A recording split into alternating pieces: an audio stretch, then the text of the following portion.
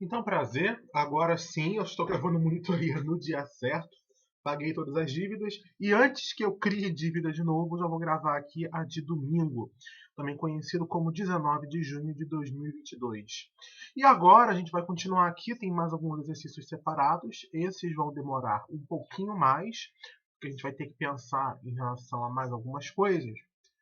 Só que não é coisa muito complicada. Mas enfim, vamos para o que é relevante. Exercício 2.12, que diz o seguinte: antes de lançar um balão meteorológico, ele é preenchido com 100 kg de hélio sob pressão atmosférica a uma temperatura de 15 graus Celsius. Calcule a carga máxima, que é formada pelo balão, o próprio látex do balão, o material do que o balão é feito, somado com a carga científica, qualquer penduricalho que você queira botar ali junto, que pode ser carregado pela quantidade acima de hélio. E na letra B, o balão sobe com a carga que você achou no item anterior até uma altitude de 11 quilômetros, onde a pressão é 22,63 kPa e a temperatura é menos 56,5 graus Celsius. Se a pressão e a temperatura do hélio são iguais às condições atmosféricas, calcule a força resultante atuando no balão e na carga científica nessa atitude. Só para mencionar uma coisa, não sei se vocês sabem, mas o hélio ele é um material não renovável, tá? No mesmo nível do petróleo. Só que é um pouco mais complexa a situação. Se não me falha a memória, o hélio ele é um dos produtos de decaimento nuclear. Tá? Então, a gente até conseguiu capturar bastante hélio, a gente tem muito hélio armazenado, só que a gente utiliza para aplicações, querendo ou não, besta, como por exemplo balão em festa de aniversário. Quando, do outro lado, você tem aplicações que eu julgaria mais relevantes, como por exemplo as aplicações meteorológicas. E o hélio também ele é utilizado para resfriamento de superímãs. Porque lembra, o hélio ele trabalha com a temperatura para ele se liquefazer é muito baixa. Então ele trabalha na refrigeração de superímãs, em especial daqueles tomógrafos que você entra ali. Então, ressonância eletromagnética também, o hélio é muito usado para isso. E sendo um recurso não renovável, a gente usando para encher balão. De novo, hashtag prioridades. Ele dá aqui alguns dados que ele chama de constante individual do gás hélio, que é 277 Joule/kg/Kelvin, e a individual do ar, que é 287 Joule/kg/Kelvin. Tá? Então, a primeira coisa que ele está interessado aqui é a carga máxima, tá? Que é o balão mais carga científica. Se a gente pensar aqui do ponto de vista da mecânica dos fluidos, quais são as forças que vão estar atuando nesse balão? Tá? A primeira vai ser a carga máxima. Então, eu vou chamar aqui, vai ter uma força que eu vou chamar de força C. Tá? Ela representa a carga. Então, ela corresponde ao peso do balão e à carga científica que a gente quer levantar. Outra coisa que vai estar também botando esse balão para baixo aqui vai ser quem? Vai ser o próprio hélio. Lembra que esse hélio ele não é desprovido de massa. Então eu vou chamar de G, G de gás. Tá? Então esses 100 kg de hélio que você está colocando dentro do balão, eles pesam 100 kg. Então também vão causar, essa matéria gasosa também vai causar ali uma força-peso. E quem é que vai levantar esse balão? Claro, quem é que vai levantar esse balão é o empuxo. Então tá aqui. Vamos colocar o nosso, perdão. Só quando eu começo a falar muito que me vem essa tosse, incrível. Vamos colocar aqui também um empuxo, e esse empuxo corresponde ao volume de ar atmosférico que é deslocado pelo gás hélio que está ali dentro desse balão. Tá? Então, vamos colocar aqui o seguinte: aplicando a segunda lei de Newton no balão,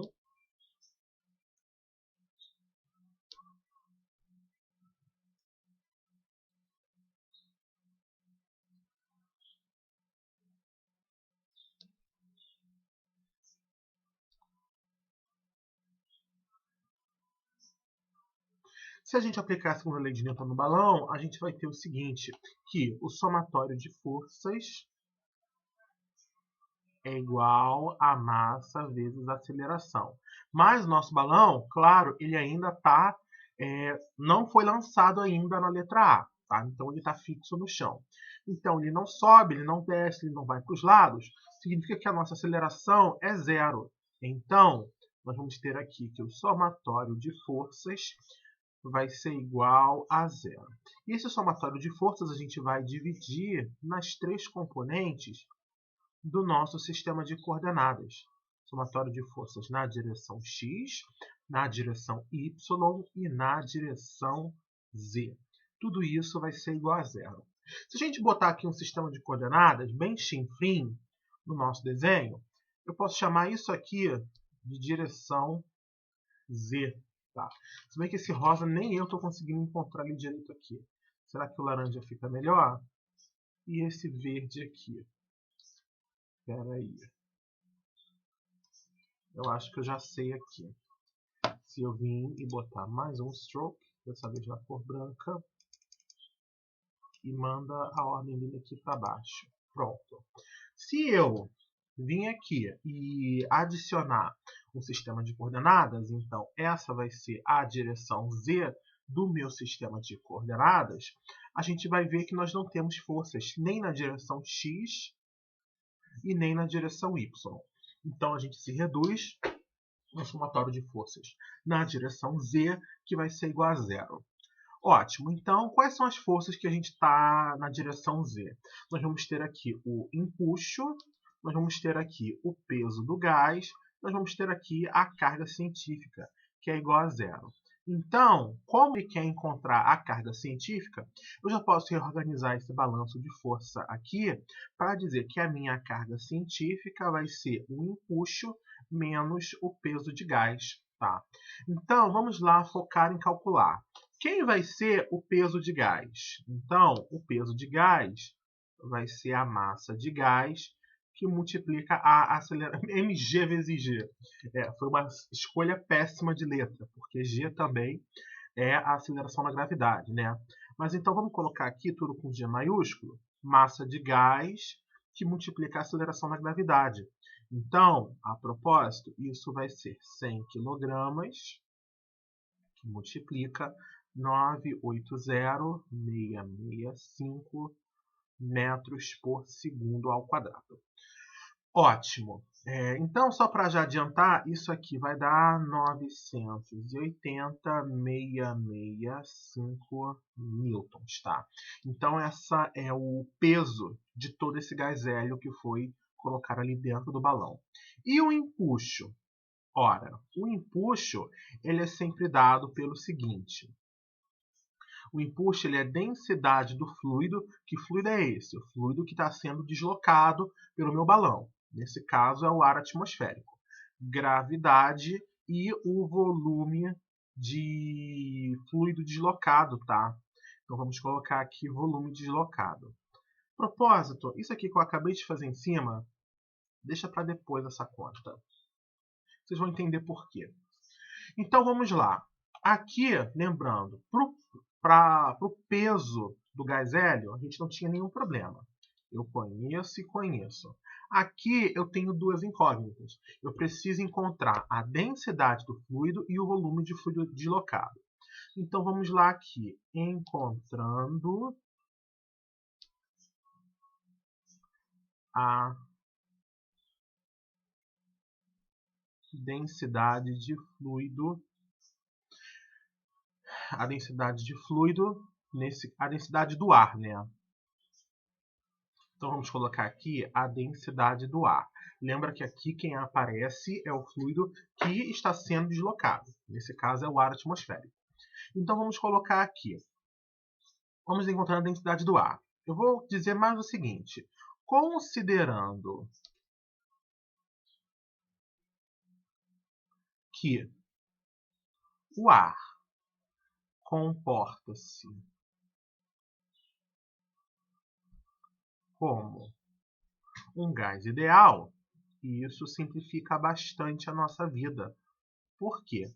Significa que a gente pode dizer que o comportamento do gás é definido pela equação de estado, PV, é igual a nRT. tá? Mas vamos nos recordar o seguinte. A definição de densidade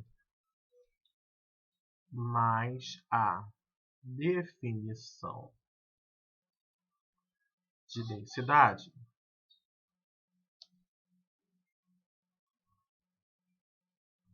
diz pra gente que densidade ρ é igual a massa dividido, vamos colocar aqui a massa m dividido pelo volume, tá?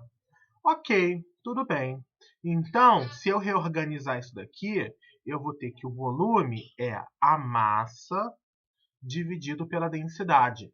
Então, substituindo isso na nossa equação de estado, a gente vai ter que pressão multiplica por massa, divide pela densidade, vai ser igual ao número de mols, constante dos gases, temperaturas, tá? Temperatura. Tudo bem, eu não quero encontrar a densidade, então a gente põe aqui a densidade em foco, tá? Eu mando o ρ para o membro e mando o nRT para o outro. Então, o que a gente vai ter é que ρ é igual a pressão RT embaixo, número de mols, pressão em cima, RT embaixo, aí sim, massa em cima, massa continua em cima, e o número de mols continua embaixo, tá? Uma coisa que a gente pode lembrar, que a gente pode usar para se recordar, é o seguinte. O que é a massa dividido pelo número de mols? É literalmente a massa molecular. Então, eu vou colocar aqui. Mais a massa dividido pelo número de mols, ela é a própria massa molecular, tá? Então, significa que a densidade ρ do meu fluido vai ser dado por pressão que multiplica a massa molecular RT. Então, eu consigo calcular a densidade desde que eu conheça a pressão, temperatura e a massa molecular da substância e a constante dos gases. O problema, eu não tenho nem a massa molecular e nem a questão da... Eu não tenho a massa molecular do hélio e eu não tenho a massa molecular do ar, tá? Eu precisaria consultar. Mas ele deu para a gente aqui uma coisa interessante, que é chamada constante individual, tá? Essencialmente, o que é essa constante individual? Ela é justamente o seguinte. Vamos lá. Só para deixar aqui escrito, então, o problema. Sai daí, caramba. Mas a massa molecular do ar não é conhecida. Entretanto, a gente sabe o seguinte, tá? Se eu pegar a constante dos gases R e dividir pela massa molecular de uma substância, o que eu vou obter? Eu vou obter uma constante individualizada, tá? Eu estou chamando aqui de R, vamos chamar RSzinho, Szinho de substância. Aliás, né? Vamos deixar Izinho, por quê? Porque lá em cima eu acredito que ele chama de constante individual, né? Exatamente. Se eu pegar a constante universal dos gases e dividir pela massa molecular de uma substância, eu vou ter uma constante individual. Mas perceba, aqui na nossa expressão para densidade, a gente não tem R sobre massa molecular. A gente tem massa molecular sobre R. Então, ou massa molecular dividido por R, vai ser justamente o inverso disso aqui, né? Vai ser o inverso da constante individual. Então, nós podemos finalmente dizer que a densidade vai ser pressão constante individual que multiplica a temperatura. Agora, o que a gente pode fazer? Nós substituindo os dados...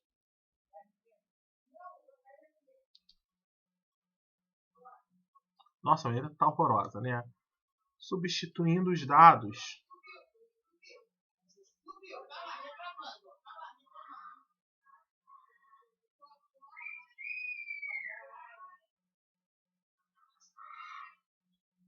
Essa é a loucura vossa de cada dia vos dai hoje. O inferninho que o papagaio calça. Mas vamos lá, substituindo os dados de pressão e temperatura, a gente só precisa saber do seguinte, tá? Eu sei que a pressão, como a gente está no nível do mar, é a pressão atmosférica. Então, isso vai valer 101,3 que multiplica 10 a terceira Pascal. A constante individual do ar, ela vale quanto? 27,7 joule quilograma Kelvin.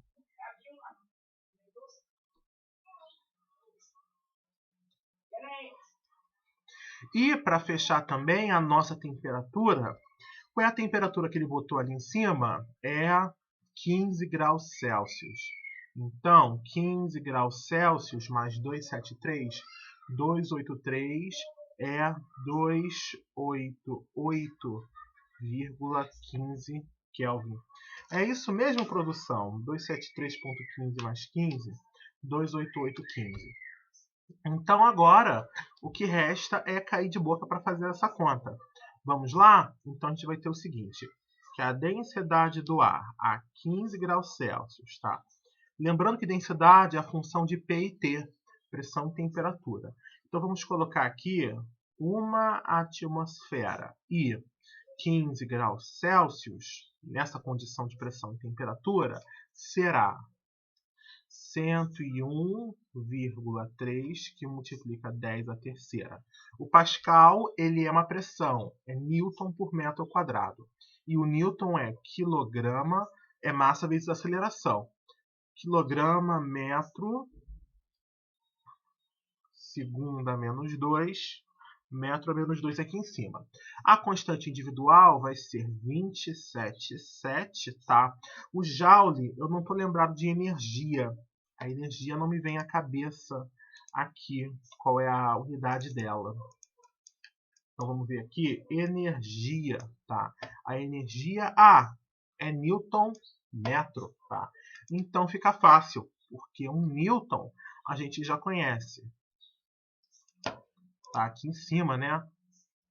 Quilograma, metro, segunda menos 2, que multiplica coisa, que multiplica o metro. Então tá aqui o joule e faltou, claro, o quilograma a menos 1 e o Kelvin a menos 1 e a temperatura é 288,15 Kelvin. Tá aí então. Agora a gente já pode simplificar algumas unidades. Por quê? Esse Kelvin aqui morre com esse Kelvin. Esse quilograma morre com esse quilograma. O segundo a menos 2 morre com o segundo a menos 2. E a gente fica só com a questão do metro aqui, tá? Então, eu acho que vai dar problema. Vai dar problema. Não, vai dar problema não. Olha só, esse metro morre com esse aqui para ficar metro a menos 1 em cima.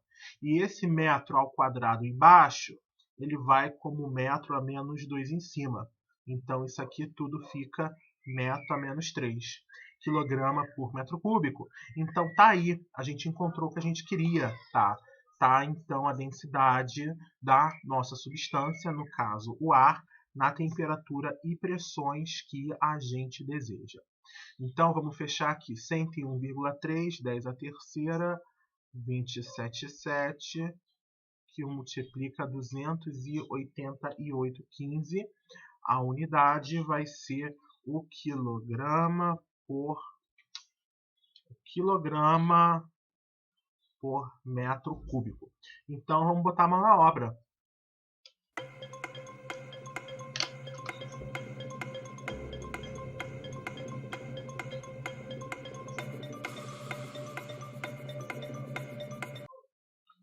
Então, eu achei uma densidade muito, mas muito baixa.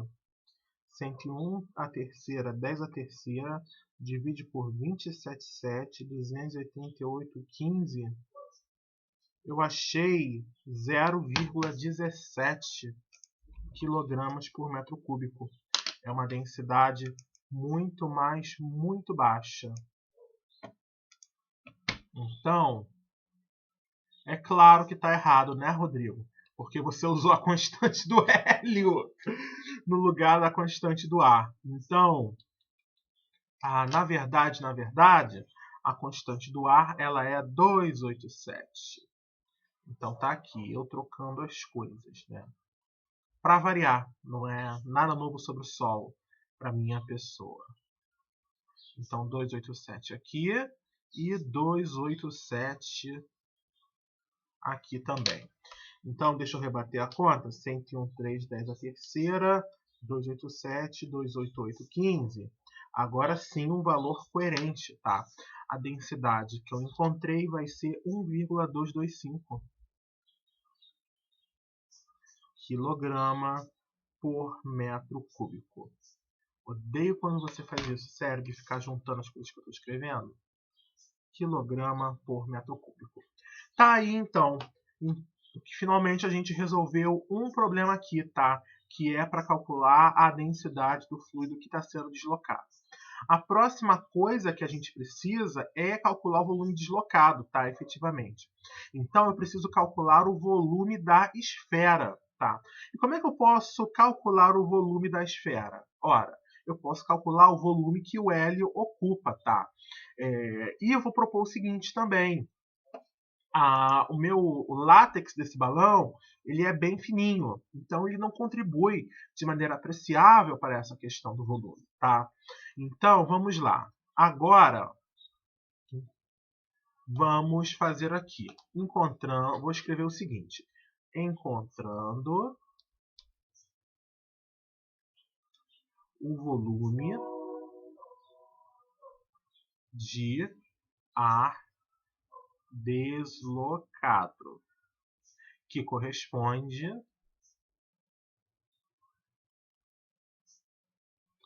ao volume ocupado pelo hélio. Então, olha, se eu quero descobrir o volume ocupado, eu sei que o volume deslocado, ele vai ser igual ao volume ocupado pelo hélio. Por sua vez, não podemos esquecer, mas o seguinte, lembra lá que a densidade do hélio não é a massa do hélio dividido pelo volume ocupado pelo hélio? Se eu reorganizar isso daqui, o volume ocupado pelo hélio vai ser massa de hélio dividido pela densidade do hélio. Ou seja, se eu consigo calcular a densidade do meu hélio, eu consigo encontrar o volume deslocado, tá? Então, vamos lá.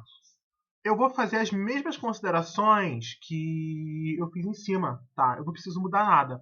Considerando o hélio como gás ideal,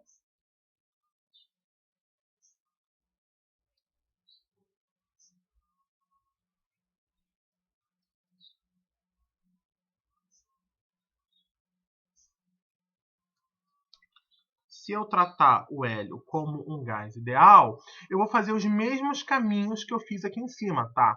PV, NRT, de novo manipular usando a densidade, eu vou chegar na mesma expressão. Ρ é igual a P dividido pela constante individual temperatura. Então, eu nem preciso fazer as contas de novo.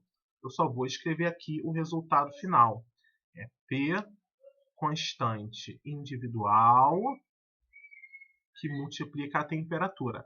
Para o nosso caso, a gente vai ter aqui que P vale 101,310 a terceira Pascal, que a constante individual, agora sim, é 20,77 Joule, quilograma menos 1, Kelvin a menos 1, e a temperatura é a mesma de 15 graus Celsius, também conhecida como 288,15 Kelvin. E daí, se a gente substituir as coisas, a densidade do hélio a 1 atmosfera e 15 graus Celsius, ela vai ser 101. Não preciso nem me preocupar com unidades, porque eu já não fiz as contas aqui em cima e vi que da densidade, eu estou refazendo de novo aqui embaixo, e a única coisa que mudou foi o valor da constante individual. Então, no 287 era o 277. Então, eu vou achar a mesma coisa que eu achei antes, tá? Só que eu estava achando no momento errado. Então, vai ficar aqui 277, que multiplica 288,15. A unidade vai ser uma unidade de densidade, quilograma por metro cúbico. Vamos então botar isso na calculadora?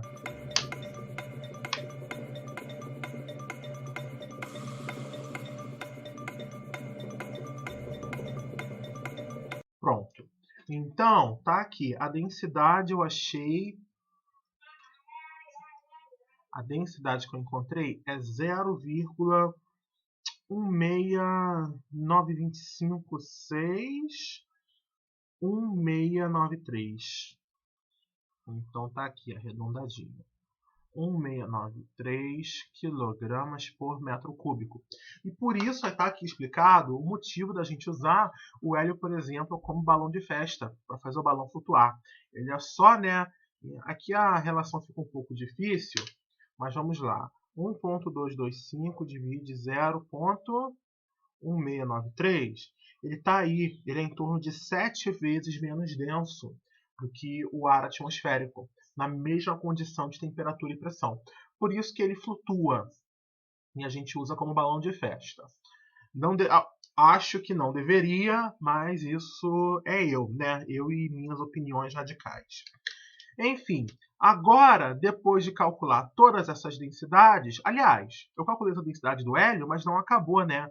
O meu objetivo não é a densidade, é o volume de hélio.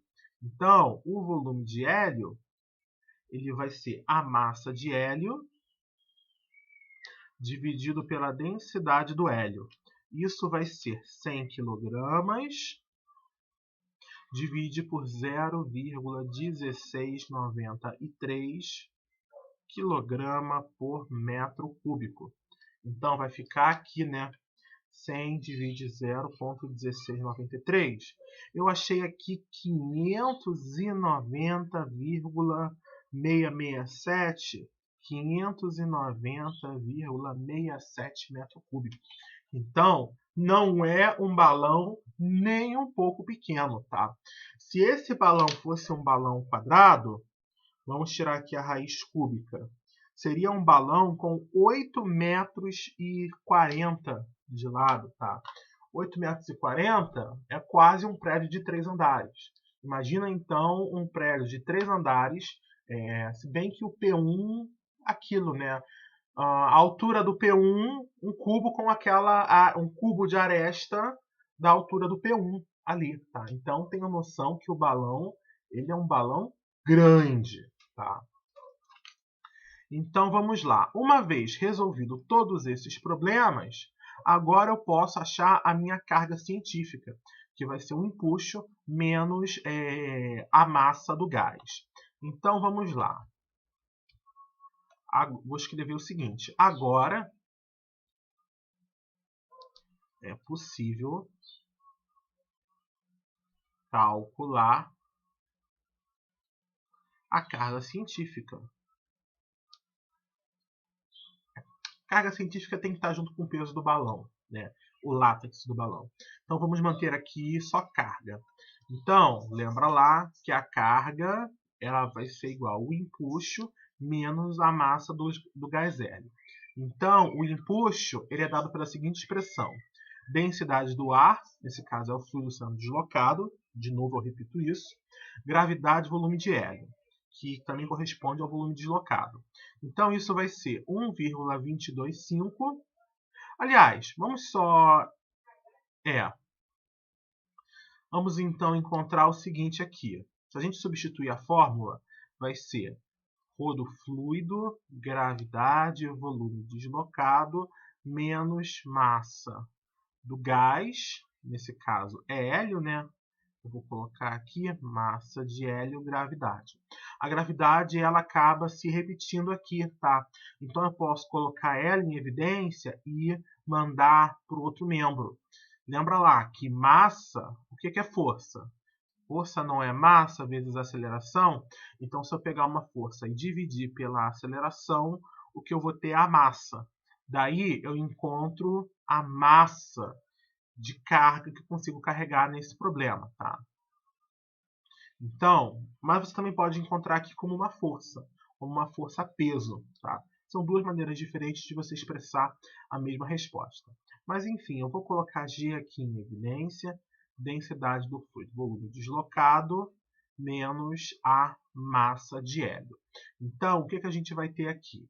Substituindo os valores, 980,665 metro por segundo ao quadrado, que multiplica.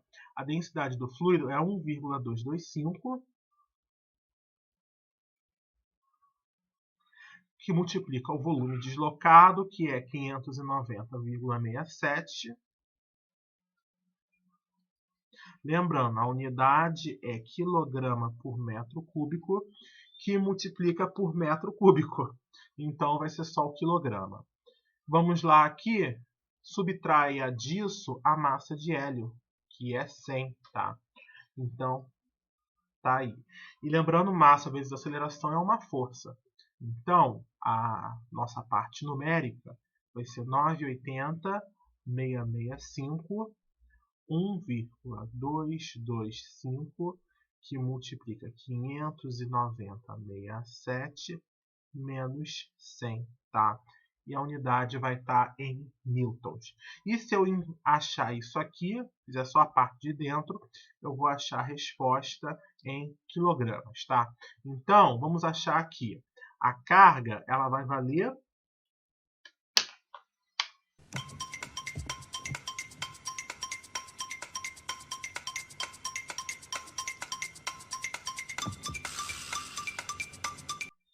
Pronto, já achei aqui a resposta.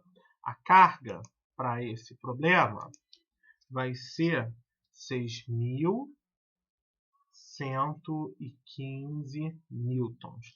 E se eu fizer só a parte de dentro, 1,225, 590,67 menos 100, eu vou achar também que a massa de carga é 623,57 quilogramas, tá? Então tá aí as duas coisas. Eu posso expressar a minha carga de duas maneiras, como uma força ou como uma massa, tá? Então, pensem que o balão é grande, mas também ele levanta um peso ali que não é trivial. 600 quilos é coisa pra caramba. Eu te digo o seguinte, se você bota dois desses balões juntos, você levanta um carro. Lembrando que um carrinho popular aí é um pouco mais de 1 tonelada, tá? O meu mesmo antigo era só 940 quilos. Não fechava nem 1 tonelada, era 940 quilos. Com certeza uma Uno vai. Aquela Uno antiga com certeza sobe, com um balão só, porque ela é leve, tá? Mas tá aí, então, a ideia. A carga que você consegue levantar com esse balão acaba sendo uma coisa meio que absurda, tá? Mas, enfim. Então, você só com 100 kg de hélio e um balão de látex, você consegue levantar aí 623 quilos. É claro que, a propósito, essa carga aqui é balão somado com carga útil. O quanto de látex você vai precisar para conter quase 600 metros cúbicos de hélio? Você vai precisar de muito látex, tá? Então, corta um pouquinho aqui nessa carga científica. A próxima coisa que ele pede nesse exercício é o seguinte. O balão sobe com a carga do item A, ou seja, lá com os 600 e alguma coisa quilogramas, até uma altitude de 11 quilômetros, onde a pressão é 22,63 e a temperatura é menos 56,5. Se a temperatura e pressão do hélio são iguais às condições atmosféricas, então aqui, calcule a força resultante atuando no balão e na carga científica nessa altitude. Então, vamos agora aqui pensar, usar o mesmo desenho que está aqui do lado, só que agora você não está mais no nível do mar, tá? Você está a 11 quilômetros de altura. E ele propõe que vai haver uma força resultante aqui, tá? Então, vai ter uma força resultante. Eu não sei, vamos admitir aqui, um detalhe da parte de mecânica, tá? Em especial com a segunda lei de Newton. Quando falam que existe uma força resultante, você só pode falar que ela existe. Você não vai saber o sentido dessa força, tá? A direção você pode até postular. Ora, eu só tenho forças atuando na direção Z. Vai me brotar alguma força resultante na direção x e y? Claro que não. Ela também vai atuar na direção Z. Mas o sentido, eu não sei. Não sei se essa força resultante vai estar atuando para fazer meu balão subir ou para fazer o meu balão descer, tá? Então, eu estou aqui pressupondo, essa força resultante me faz o balão subir. Porque se ela me faz o balão subir, eu vou dizer o seguinte, aplicando novamente a segunda lei de Newton. Então, um bom raciocínio para a gente fazer aqui eu não vou começar daqui, tá? Eu vou simplesmente... Já posso reciclar bastante coisa da letra A se eu for inteligente, porque aí eu não preciso pensar de novo. Eu só preciso ver o que mudou e mudar os valores e rebater minhas contas, tá? Se eu olhar aqui, o que vai aparecer? O empuxo à força resultante tem o mesmo sentido, tá? Então vai ter um novo termo aqui, mais força resultante. E eu mando todo mundo para o outro lado. Vai ficar mais força resultante, deixa eu colocar ele aqui, tá? Mais força resultante, menos empuxo, mais massa de gás, mais a carga, tá? Então, vamos registrar isso lá embaixo. Mais força resultante é igual a menos empuxo, mais a minha carga, mais a massa de gás. Tudo bem. Essas duas aqui, a gente essencialmente já conhece, tá? Porque a carga está aqui, eu coloquei ela no nível do mar, então se nada se desprendeu, ela continua valendo a mesma coisa, tá? Mas o que está faltando aqui também? A massa de gás também. Eu vou pressupor que o meu balão ele não está furado, então nada disso também está influenciando. Então, o que falta é só pensar na questão do empuxo.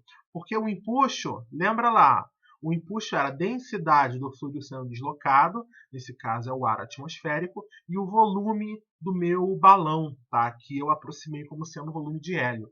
Ora, a densidade do fluido deslocado está aqui, depende de pressão e temperatura. Então, eu preciso recalcular, tá? E o volume, o volume de hélio depende da densidade do hélio, que por sua vez depende de pressão e temperatura, tá?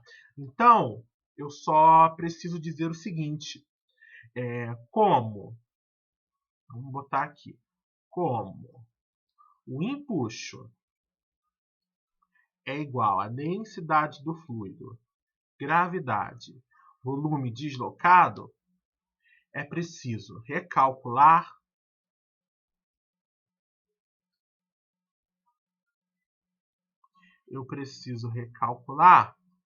a densidade do fluido, a densidade do hélio e o volume de hélio, tá? Preciso recalcular essas três coisas aqui. Então, eu só vou literalmente copiar e colar a conta, tá? Então, vamos aqui. Eu vou poder reutilizar coisa pra caramba. Por isso que eu falo. Sempre que possível, reutilize, para você não precisar escrever de novo. Então, a pressão, ela caiu para quanto na letra B? Que eu já esqueci. É 2263 kPa.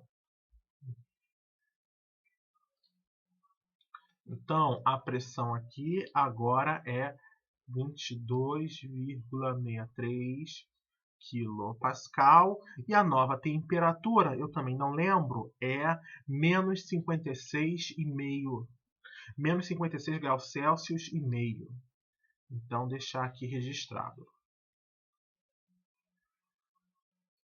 Então, a nova temperatura absoluta vai ser 216,65. Então, a densidade do ar, A, 22,63 quilopascal e menos 56,5 graus Celsius, será o seguinte. Aqui eu entro com a nova pressão, que é 22,63 10 a terceira, e aqui eu entro com a nova temperatura, 216,65 Kelvin. E aí eu substituo aqui embaixo de novo. Então, literalmente, eu não estou pensando em mais nada. Eu já deduzi tudo de uma vez só. Eu só estou reutilizando as contas. E apagando o que eu preciso mudar. 216,65. O novo valor vai ser quanto?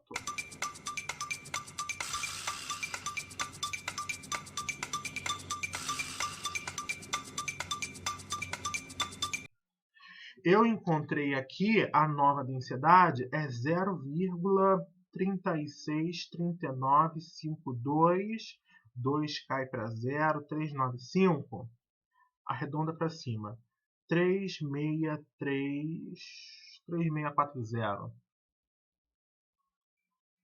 Bota aqui, 0,3640 quilograma por metro cúbico. De modo similar, eu posso calcular aqui a densidade do hélio, tá? Vai funcionar de maneira bem similar. Então, eu acho que se eu der uma comprimidinha aqui, cabe todo mundo juntinho na mesma página, sem dor de cabeça.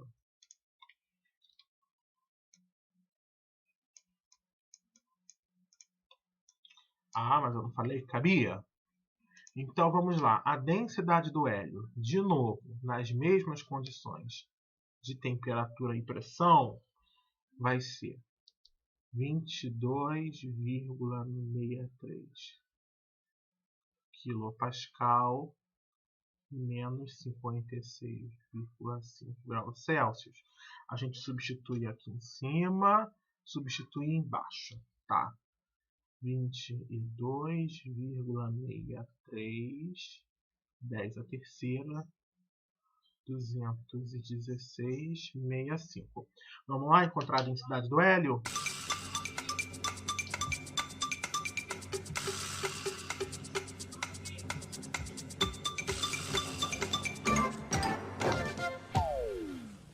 Encontrei então aqui a densidade, tá? A densidade do hélio, nesse caso, vai ser o seguinte: 0,05029. Então, vamos lá. Ok, uma vez que eu achei a densidade do ar, a densidade do hélio, eu só preciso do volume ocupado pelo hélio, né? Então, vamos copiar isso daqui, só para baixo. O volume ocupado pelo hélio vai ser pela massa dividido pela densidade, só que a nova densidade ela é 0,05029. Então, 100 dividido por isso vai ser 1988,43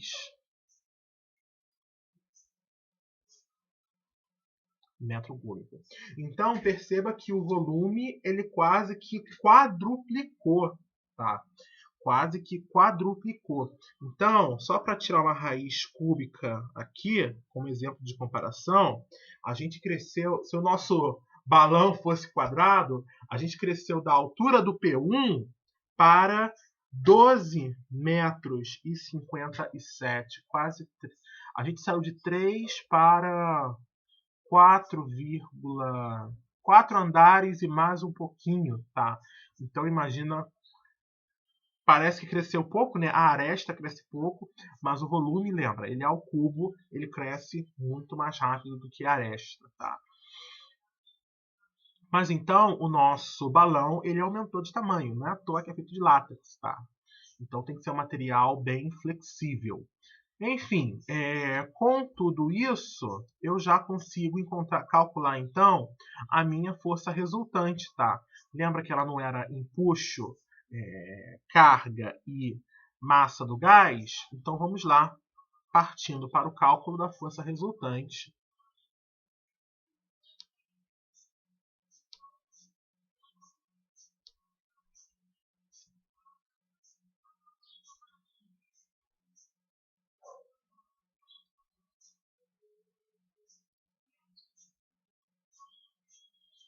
Vamos calcular aqui então a força resultante. A força resultante, ela vai ser o seguinte, tá?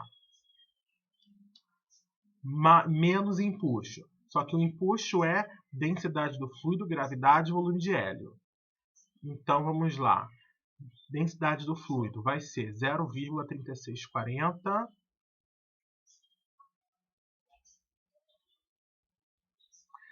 gravidade 980,665, volume de hélio 1988,46.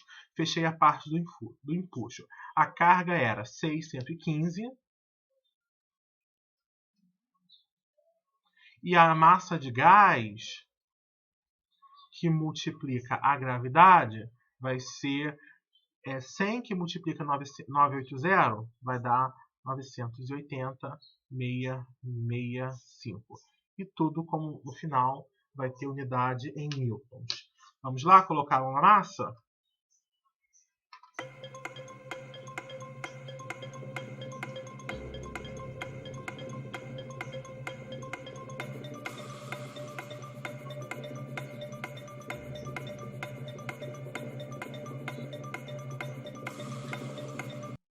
Pronto. A resposta que a gente encontrou para a nossa força resultante é menos 2,275 newton. Tá? Então, é uma força resultante que a gente já sabe o seguinte. Como eu disse lá no começo, aqui no desenho, quando a gente passou para a letra B, eu não sei o sinal da força resultante. Tá? Eu não conheço o sinal dela. Eu dei um chute, fiz uma suposição, vamos botar lá para cima. A gente bateu todas as contas, chegamos aqui num sinal negativo. Mas isso não é problema. Por quê? Porque, na verdade, a força resultante ela apontava para baixo. Então, eu vou ter que vir aqui. Na verdade, isso aqui está errado. Na verdade, a força resultante ela aponta para baixo, tá? E como é que isso vai afetar os nossos balanços? A força resultante agora ela entraria com um sinal negativo, tá? Então a gente vem aqui, é só ficar botando um sinal negativo na frente. Pronto. Menos força resultante é menos empuxo, tá? Menos força resultante, menos força resultante, e aí o sinal negativo morre em ambos dos membros. A gente conclui que a força resultante é 2,275 newtons, tá? A graça fica que a gente precisa interpretar esse valor, tá? Porque é um valor muito, mas muito pequeno. O que é 2 newtons frente a 980? O que é 2 newtons frente a 6.115 newtons? Vamos ver aqui o último, né? O que é 2 newtons frente a 7.098 newtons? Que é esse termo aqui, esse primeiro termo negativo aqui. É quase nada. Então a gente pode concluir que a força resultante é tão pequena, que ela é essencialmente desprezível. Ou seja, nas condições do item B,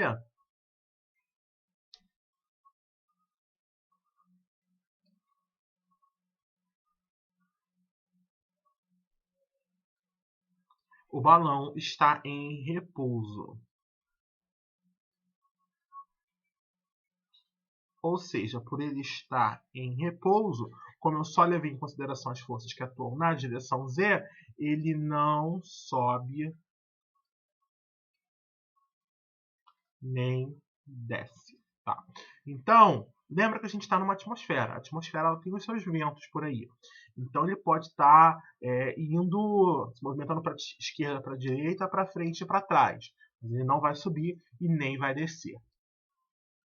Então, e por que esse valor aqui tão pequeno? Lembra que ao longo de todas as nossas contas a gente foi fazendo vários arredondamentos, tá? Até os próprios dados aqui da constante universal, elas têm um pouco de arredondamento. Então, significa que esse valor aqui, ele está mostrando para a gente todos os erros de arredondamento que a gente foi fazendo ao longo do problema, tá? E acaba sendo uma frente ao que a gente tem, os números que a gente tem aqui, acaba sendo uma coisa muito pequena, essencialmente desprezível. E eu acho que eu gastei 50 minutos para fazer um exercício. Alguma coisa está errada. Eu dei uma olhadinha aqui na gravação, realmente eu gastei 50 minutos para resolver um único exercício. Vamos então para o próximo, tá? Que é esse exercício aqui. A gente vai rever algumas coisas que a gente já viu antes, tá? Que diz o... Será que dá para compactar um pouquinho aqui para não gastar tanto espaço? Pior que não dá. É espaçoso assim mesmo. O que eu vou fazer? Ah, dá para fazer desse jeito aqui. Pronto. Esse exercício 2 e 13, ele diz o seguinte. O recipiente com 2 metros... faz do jeitinho normal, que aí não tapa o comando do exercício. Deixa aqui mesmo, tudo do jeito normal, padrão. Vamos lá. O recipiente com 2 metros de profundidade é preenchido com água até a profundidade mostrada. Determine a força resultante nos painéis A e B. Qual é a distância do ponto onde atua a força resultante em cada painel e a superfície da água? Então, ele está querendo para a gente determinar a força resultante aqui nesses dois painéis, A e B, tá? Então, está aqui o nosso painel A, que eu vou marcar de roxo. Que depois a gente vai precisar desse desenho aqui. Então, o nosso painel A está de roxo e está aqui de laranja o nosso painel B, tá? Então, tá aqui, ele quer a força resultante. Então, a gente já sabe, tem mais ou menos uma ideia como isso vai se resolver. Como é que funciona o perfil de pressão? Tá? Então, o perfil de pressão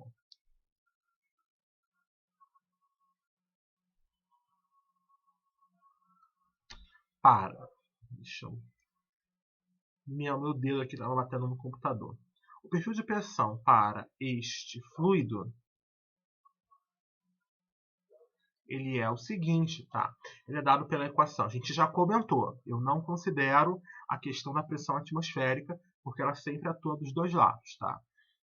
O perfil vai ser dado por P é igual a ρg Z, tá? Então, vamos botar aqui um sistema de coordenadas. Vamos colocar aqui Z na superfície.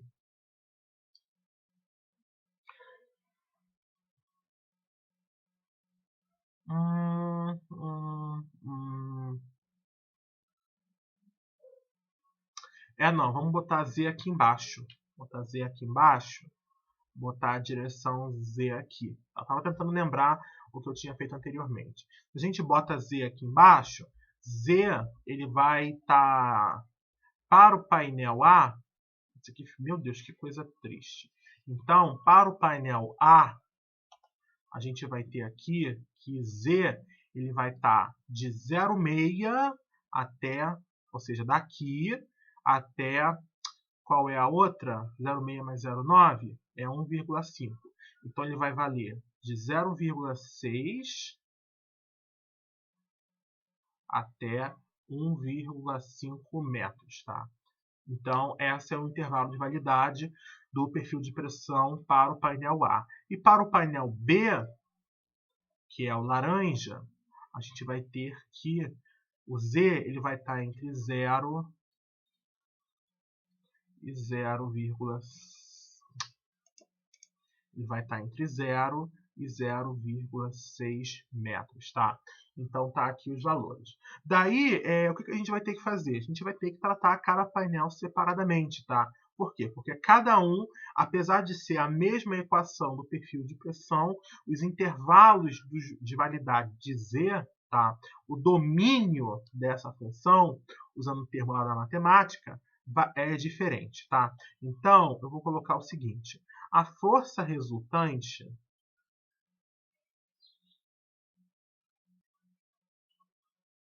do painel A, aliás, vamos começar pelo painel B, porque o painel B ele é o mais fácil. Aliás, mentira, é o painel A. O painel A ele é o painel mais fácil. Aliás, eu tô misturando duas coisas na minha cabeça. Desculpa.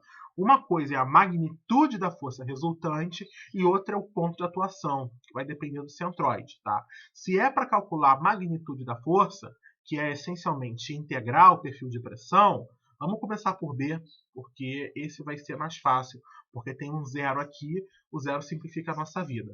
Então, vamos colocar aqui. A gente vai ter que a pressão é um elemento diferencial de força dividido por um elemento diferencial de área. Então, o elemento diferencial de força vai ser pressão, elemento de área.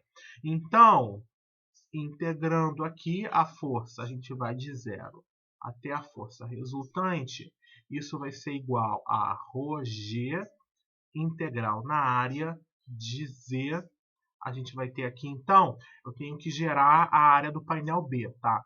Então, se eu chamar Z, já tem aqui. Bota a direção Y ali na direção da profundidade. Então, tá aqui. Vamos botar aqui Z, dz, dy. E aí, com isso, eu gerei toda a minha área desse painel laranja aqui. É claro que Z, tá aqui o limite, vai de 0 até 0. Vamos dar uma letra para ficar mais bonito? Então, vou colocar aqui de 0 até Bzão. Aliás, vamos chamar isso aqui de... Estou sem a menor ideia de letra. Chama esse 0,6 aqui de alfa. Pronto, chama isso aqui de alfa. Vai de 0 até alfa, e o y ele vai de 0 até L, onde L representa a profundidade. Tá? Então, vou dar aqui nome aos bois. Então, a força resultante, por sua vez, ela vai ser ρg, dy variando de 0 até L é L, e z dz é z2 sobre 2, indo de 0 a alfa é alfa 2 sobre 2. Tá? Então, fica aqui. A força resultante do painel laranja é fácil de calcular. Então, vamos para a próxima. A força resultante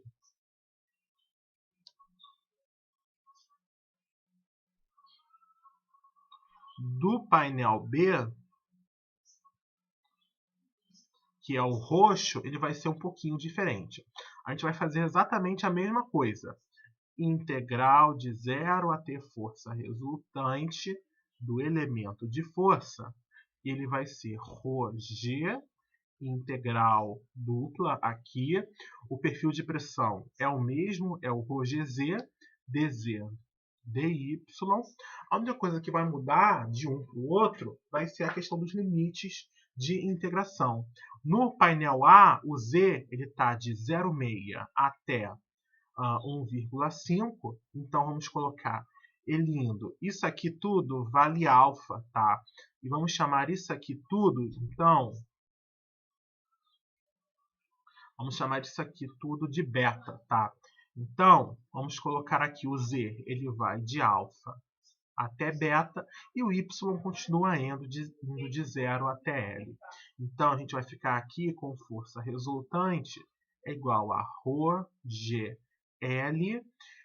que multiplica Z2 sobre 2, variando, teremos o fundamental do cálculo, integral de A até B é B menos A. Então, vai ser beta ao quadrado menos alfa ao quadrado, divide por 2. Tá? Então, tá aí. Essa é a magnitude da força resultante. A gente consegue calcular? A gente consegue. Tá?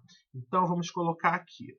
A força resultante do painel laranja vai ser igual a 1000 kg por metro cúbico, que multiplica 980.665 metros por segundo ao quadrado, que multiplica L, que vale 2 metros, que multiplica alfa, que vale 0,6. Então fica 0,6 ao quadrado, divide por 2, metro ao quadrado. Então, metro a menos 3 morre com metro mais 3, massa vezes aceleração. Sem sombra de dúvida, a gente está aqui tratando de uma força. Então, vai ser 1.980.665, 2,06 ao quadrado, divide por 2. E a resposta vai estar em newtons. Vamos lá? É muito pouco tempo.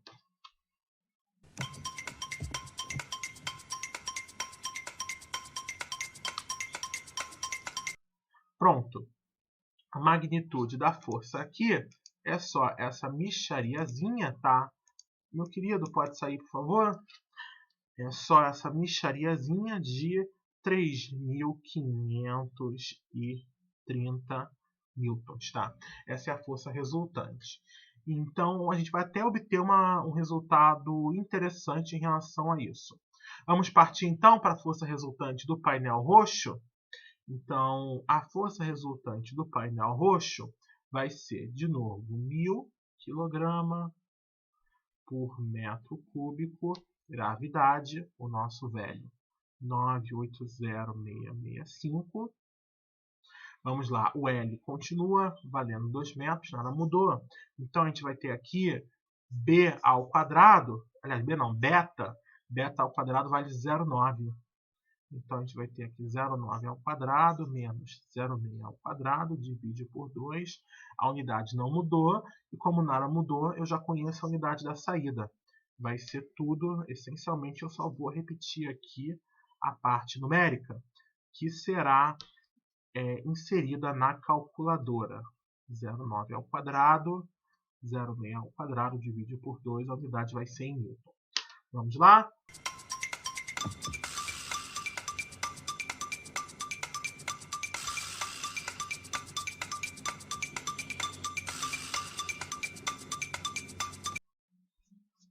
Então, está aqui a nossa resposta. É 4.113 newtons. Não, está errado isso. É 4.413 newtons. Então, fica um resultado interessante, tá? Apesar, olha que coisa bonita, mas cheia de graça. E eu estou usando a cor errada aqui.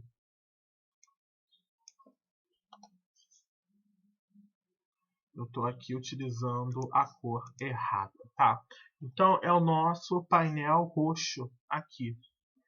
É o nosso painel roxo. Eu estou pensando aqui.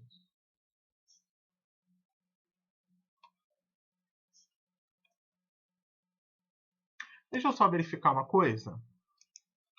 Eu estou vendo aqui, acaba que eu estou pensando de maneira errada, tá? E onde é que foi o erro que eu cometi? O que eu esperava que fosse acontecer? O painel B, o painel laranja, apesar dele ter uma face menor, olha, isso aqui vale 0,6, o outro vale 0,9, por ele estar mais embaixo, a força dele ia ser maior. Só que é o contrário, tá? Eu achei valores diferentes do que eu esperava. E por que os valores estão diferentes? Tem a ver aqui da maneira que eu comecei a medir, tá? Os meus limites de integração. Eu teria que começar, esse perfil de pressão que eu coloquei aqui, essa equação, ou seja, ela começa daqui de cima, tá? Pressupõe P é igual a P mais ρgz, ela pressupõe que você começa daqui de cima e está seguindo para baixo. Em outras palavras, isso afeta os meus limites de integração. Por quê? Porque aí, se eu começar de cima para baixo, eu vou ter que, no painel roxo, o Z ele vai de 0 até 0,9 metros. Então, aí eu vou ter que redefinir o beta para valer só isso, tá? E no caso, o laranja, ele vai de 0,9, deixa eu acertar a cor aqui, ele vai de 0,9 até o 1,5. 0,9 com 0,6 é 1,5, tá? Então tá aí, eu não defini os meus limites de interação corretamente, por isso eu estou achando o resultado errado, tá? Quando a gente usa essa equação, P é igual a P mais ρgz, lembra o nosso perfil de pressão, tá? Eu que não me toquei nisso, a gente começa de um ponto aqui em cima e só vai descendo, tá? Então é essa a ideia. Se eu fizesse desse jeito aqui, eu teria que ter um negativo na frente, eu acho. Mas enfim, vamos corrigir aqui. Se a gente, então, nós estamos no laranja, vamos começar pelo roxo, né, que a gente vai de 0, no caso do roxo, a gente vai de 0 até beta, né? Então vai ficar simplesmente isso aqui, beta ao quadrado divide por 2, tá? Então vai ficar isso aqui some, isso aqui some. E no caso beta, continua valendo 0,9. Isso. Então fica aqui 0,9 ao quadrado, divide por 2. Então é 100, 100 não, 1000, né? Eu achei 79,43.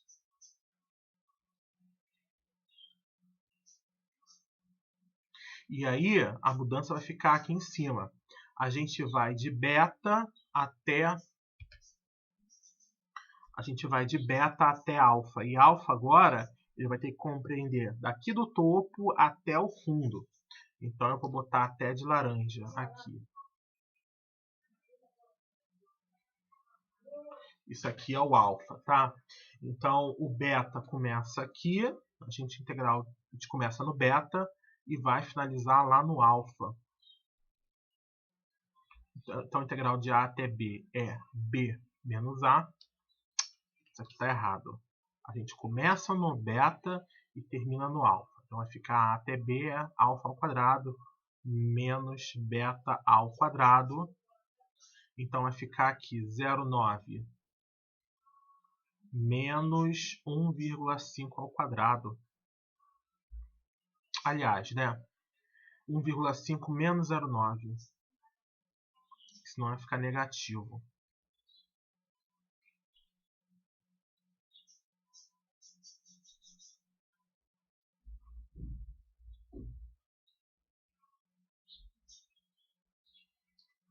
Apaga, senhor. Sério.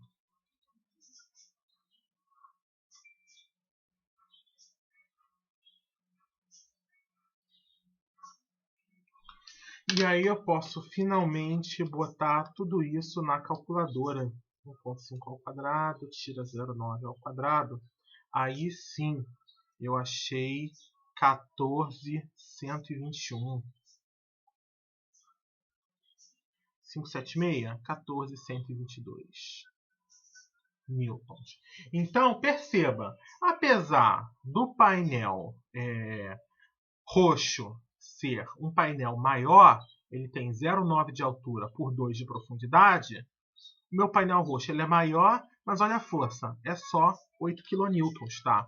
O painel laranja tá aqui embaixo, é um painel menor, tá?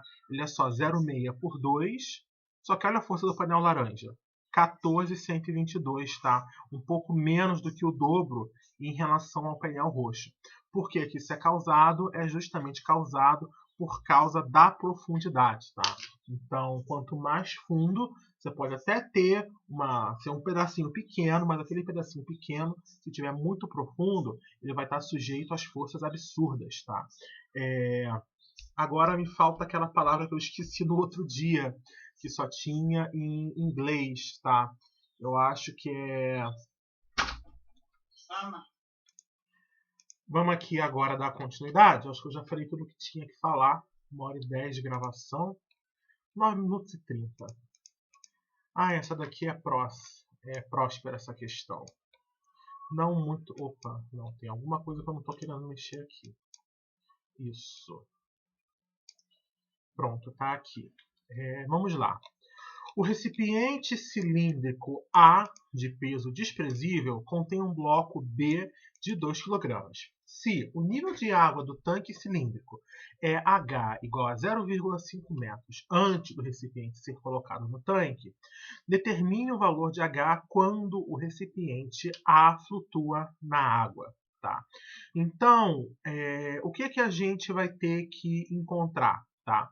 A gente tinha Então, esse recipiente cilíndrico, tá. O tanque ele é cilíndrico e a altura era 0,5 metros antes de você entrar com o bloco B, tá? Então, era 0,5 metros antes de entrar com o bloco. Ou seja, você tinha um certo volume ocupado de fluido. Tá? Essencialmente, o que vai acontecer? Com a adição desse bloco B aqui, o volume, parte do volume de água dentro desse tanque vai ser deslocado, causando um aumento desse nível aqui. Tá? Então, a gente vai ter que pensar em relação a isso. Vamos lá, então. Um cuidado que a gente vai ter que pensar, já estou pensando aqui mais à frente, porque um certo volume de fluido vai ser deslocado. Então, ele vai subir aqui pelas laterais, tá? Causando um aumento até maior do que a gente esperava. Enfim, vamos então pensar no seguinte, tá? Se a gente olhar para esse recipiente A, ele tem peso desprezível. Tudo bem. Quais são as forças que estão atuando nesse recipiente? Você vai ter aqui o empuxo e você vai ter a força peso. Tá? Então, não preciso nem aqui invocar a segunda lei de Newton para simplesmente dizer que o empuxo ele vai ser igual ao peso.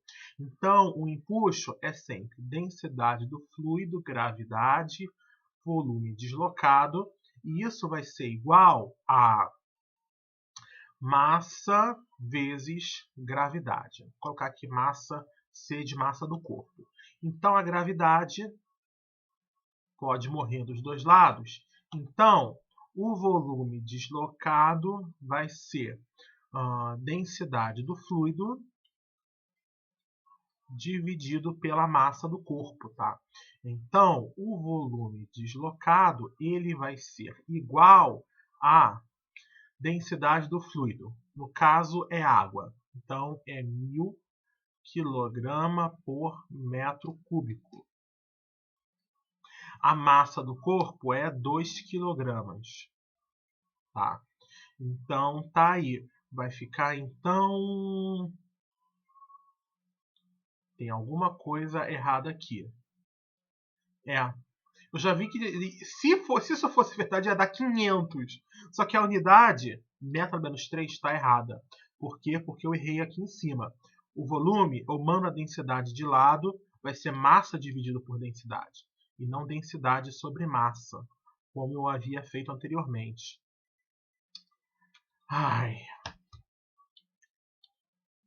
Vamos botar aqui, é a massa do corpo divide pela densidade do fluido. Então, vai ser, na verdade, o seguinte. 2 kg divide por 1000 kg por metro cúbico. Então, 2 divide por 1000, a gente vai ter, na verdade, 0,002 metro cúbico, tá? Esse é o volume deslocado. Tudo bem, tudo lindo, tudo maravilhoso. E esse volume deslocado ele vai estar sendo distribuído de qual forma? Eu dei uma pausa aqui para pensar como é que a gente vai resolver esse problema. Então, depois de raciocinar um pouco, já tenho aqui uma boa ideia. Tudo bem, então. A gente, então, tem um certo volume deslocado. Tá? A gente também pode calcular o volume inicial de água no nosso tanque, que vai ser π d2 sobre 4, Hzinho, né? Hzinho inicial, tá? Vamos botar aqui Hzinho inicial. Então, o volume inicial de fluido no nosso tanque era o seguinte: π, o diâmetro é 0,4 ao quadrado, divide por 4 metros ao quadrado, a altura inicial era meio metro. Então, substituindo aqui os valores, π 0,4 ao quadrado, que multiplica 0,5, divide por 4. O volume inicial era 0,0628. Ou seja, se a gente conhece o volume inicial e o volume deslocado, a gente pode já pensar no seguinte, tá? Imagina que a gente tinha um tanque onde você não tinha esse recipiente A, tá? A gente, então, tinha ele com meio metro de altura. Esse volume, esse recipiente, quando ele entrar no tanque, ele vai deslocar um certo volume de fluido. E se esse volume de fluido ele for deslocado, ele vai acabar subindo pelas paredes ali, tá? Essencialmente, a gente tem que pensar no seguinte agora. O volume de fluido deslocado, quando ele subir pela parede, qual é a altura adicional que ele vai causar? Porque a gente já tinha meio metro antes, tá? Então, ele vai subir só pelas paredes. Eu vou ter que, essencialmente, distribuir esse volume deslocado nessa região anular entre esse reservatório de dentro e o meu tanque para saber qual é a altura que vai ocupar ali, tá? Essencialmente, imagina que aqui a gente tem um anel, tá? Então, tudo aqui é cilíndrico. Então, tá aqui, tá? Essencialmente, o volume deslocado ele vai estar distribuído nesse anelzinho aqui, tá? Eu vou ter que achar qual é a altura dessa região anular que vai dar o meu volume deslocado. Então, vamos pensar aqui no seguinte. O volume deslocado ele também vai ser igual ao seguinte. Qual é a área desse anel? π d2 divide por 4, é a área de um círculo, tá? Menos π dzinho 2 divide por 4, tá? Chama isso aqui de dzão e chama isso aqui de dzinho, tá? Claro, tudo isso multiplicado pela, vamos chamar isso aqui de ΔH, tá? Que é a variação de altura depois que eu coloquei esse meu recipiente, medida a partir da minha altura inicial, que era meio metro, tá? Então, a gente vai ter aqui π divide por 4, d2 menos dzão menos dzinho, ambos ao quadrado, que multiplica ΔH. Então, o volume deslocado, se a gente multiplica por 4,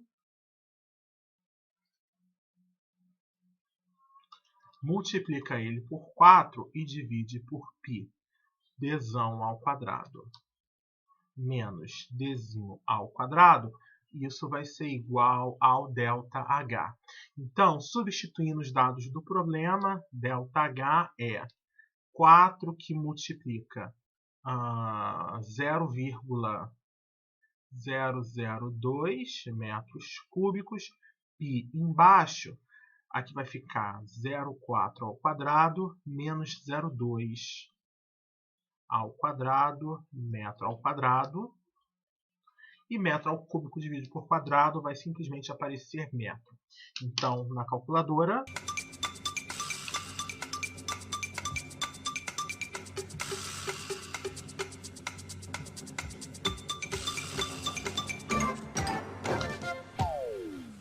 eu já encontrei aqui a resposta, por incrível que pareça, deu tempo.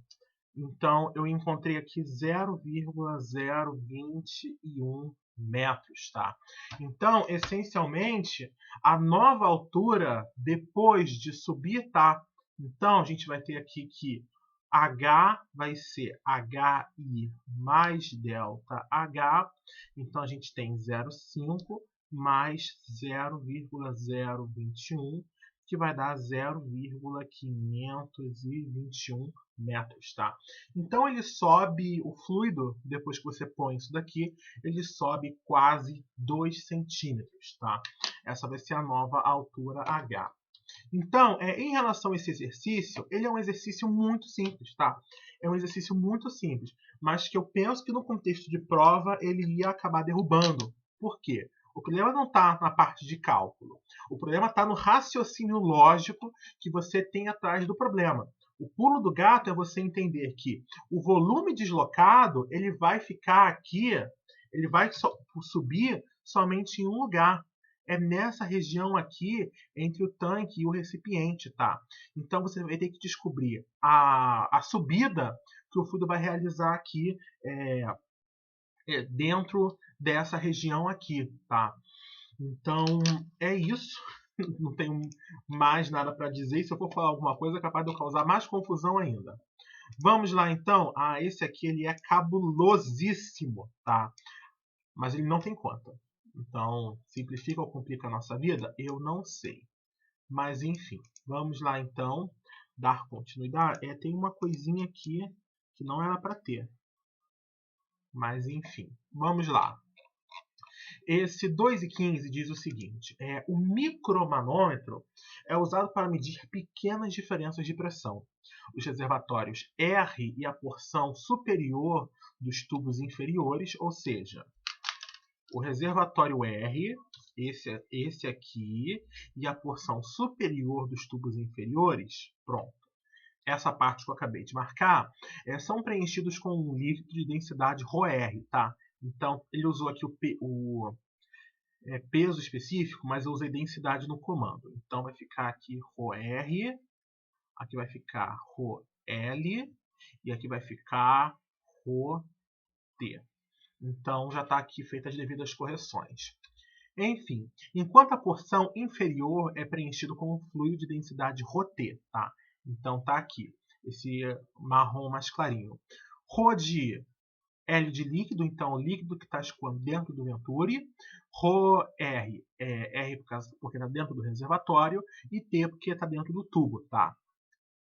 Enfim, como mostrado na primeira figura. Então, tá aqui, essa é a nossa primeira figura. Quando o líquido flui pelo venturi, os níveis dos líquidos com respeito aos níveis originais são mostrados na segunda figura. Se a área da seção transversal de cada reservatório é AR e a área da seção transversal do tubo em U é AU, determine a diferença de pressão PA menos PB. O líquido que escoa pelo venturi tem densidade ρL, tá? Então tá aqui. A gente já sabe como é que a gente começa a resolver esse tipo de problema. Então eu vou passar aqui um referencial de altura no ramo mais baixo do meu manômetro, tá? E a gente vai ter que pensar sobre algumas coisas. Vamos lá então. O que eu vou fazer? A gente já sabe mais ou menos o caminho dessa ideia. Vamos botar aqui um ponto que eu vou chamar de ponto número 1. E o ponto número 1 ele também pode estar aqui também. Lembra? Planos isobáricos de mesma pressão. Vamos resolver então o ramo esquerdo do manômetro. A pressão do ponto 1 vai ser o seguinte. Eu tenho a pressão do ponto A e eu vou ter que, do ponto A, chegar até aqui embaixo, tá? Então, eu vou ter o seguinte. Rho, nesse caso, é Rho do líquido, gravidade, e eu preciso medir essa altura aqui. Então, eu já tenho um pedaço, tá? Que é isso daqui. É o Hzinho1. Hzinho1 mais D. Esse deslocamento aqui dentro do reservatório. Ótimo. Saí lá do ponto A, cheguei aqui no reservatório. Ok, parei aqui no reservatório. O que eu posso fazer então? Eu posso chegar do reservatório, tá? E ir direto para o ponto 1. Então, qual é o fluido que a gente vai ter aqui? Nós vamos ter ρR, que multiplica a gravidade. Eu preciso descrever essa altura todinha aqui, tá? Vai ser um trabalho um pouquinho complicado. O que eu posso fazer? Eu posso pegar essa altura H2, eu posso subtrair essa altura Dzinho aqui. menos Dzinho, e agora eu estou no meu ponto inicial. Então, eu já cobri aqui, efetivamente, tudo isso. Tá? Essa bagunça aqui toda. Falta esse pedacinho. O que esse pedacinho é? Ele vai ser justamente metade de E. Mais E divide por 2. Por que metade de E? Olha, se ele desce uma coisa aqui, ele vai ter que subir exatamente a mesma altura do outro lado. Então, como E é essa soma total, fica metade para cada ramo do manômetro. Tá? Então, tá aqui. Essa vai ser a expressão que vai dar para a gente a pressão do ponto 1. No ramo esquerdo do manômetro. Deixa eu apagar toda essa bagunça aqui que eu fiz. Então, tá aqui. Apaga você. Eu claramente te apaguei, né, meu querido? Apaga você e apaga você. Pronto. E a pressão do ponto 1, agora medida pelo ramo direito do manômetro. Vai ser a pressão de B mais. A gente está em B. A gente tem que chegar aqui embaixo. O que a gente vai ter, então? Vai ser a densidade do líquido, gravidade. De maneira similar, vai ser o que a gente fez na parte anterior. H1, só que agora eu vou tirar o Dzinho. Então, vai ser H1 menos Dzinho. Olha que maravilha. Mas, ok, eu estou aqui agora, cheguei nesse líquido do reservatório. Agora eu estou aqui. Então, eu vou ter que chegar daqui até aqui. Então, vamos lá. A gente vai ter densidade do reservatório, gravidade. Eu vou ter Dzinho, tá? Então, se eu descer Dzinho, eu cheguei aqui. E, para chegar nessa parte aqui, o que eu posso fazer? Eu posso descer H2 e subir E sobre 2. Menos E dividido por 2. Tá? Então, chegamos aqui finalmente nesse ponto aqui. Apaga-se, pronto. Estamos aqui. Agora, para chegar no ponto número 1, eu simplesmente vou fazer densidade do tubo, gravidade E, tá? ρGE. Então, esse é o ponto mais fácil, tá? Daí eu posso igualar as duas expressões, tá? Já que eu estou falando da pressão do mesmo ponto. E vai ficar uma coisa horrorosa. Mas vamos lá. Pressão de A menos mais ρLG H1 mais D mais ρRG, que multiplica H2 menos D mais E divide por 2 vai ser igual à pressão do ponto B mais ρLG H1 menos D mais ρRG D mais H2 menos, né? Eu meti um epsilon aqui, socorro, é E sobre 2 menos E sobre 2 mais densidade do fluido que está no tubo GE. Então, vamos lá. O que a gente quer? Ele quer PA menos PB. Então, pressão de A menos pressão de B vai ser igual... Vamos lá. O que eu vou fazer? Vou mandar PB para um membro e toda essa ladainha para o outro. Então, isso aqui eu já posso repetir. E isso aqui tudo vai mudar de membro com um sinal negativo. Então, aqui e aqui. Agora, a gente pode ver com cuidado, porque tem muita coisa que está se repetindo, tá? Tem muita coisa mesmo que está se repetindo. Olha só aqui. A gente tem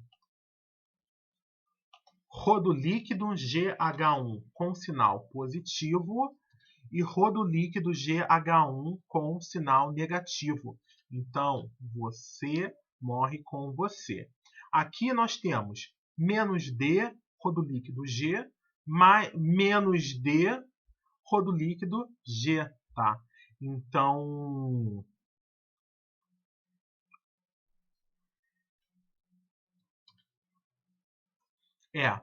esse termo aqui do D, ele não vai embora, tá? O que eu vou fazer? Para não me dar dor de cabeça, já está me dando dor de cabeça isso, real. Eu acho que eu vou errar. Vamos aplicar aqui a propriedade distributiva. A gente vai ter aqui rodo líquido GH1 menos rodo líquido GD. Tá, ok. Resolvemos essa parte aqui. Tudo bem. Vamos passar para cá. O que falta aqui? É menos rodo líquido GH1 menos rodo líquido GD. Ótimo. O que falta aqui agora? Vamos para essa parte aqui.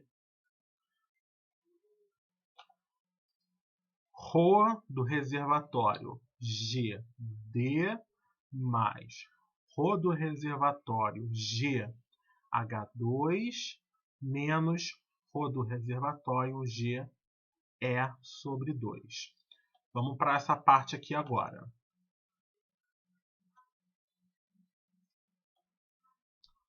Menos Rho do reservatório GH2 mais Rho do reservatório GD menos Rho do reservatório GE divide por 2. E agora fica ele sozinho aqui. Vou botar aqui em cima mais Rho do tubo GE, porque ele não morre com ninguém. Então, o que a gente pode matar aqui? Rho do líquido GH1 com menos Rho do líquido GH1.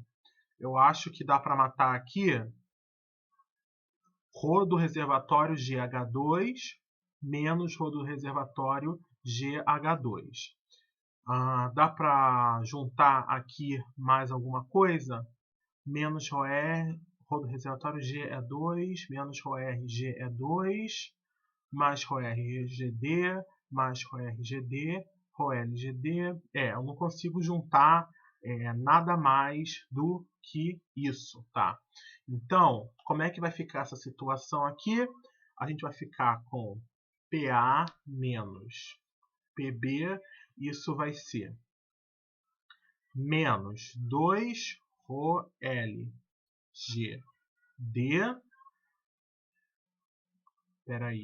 mais 2 Rho RGD, só para marcar o que está acontecendo. Eu fiz isso, e agora falta o E sobre 2.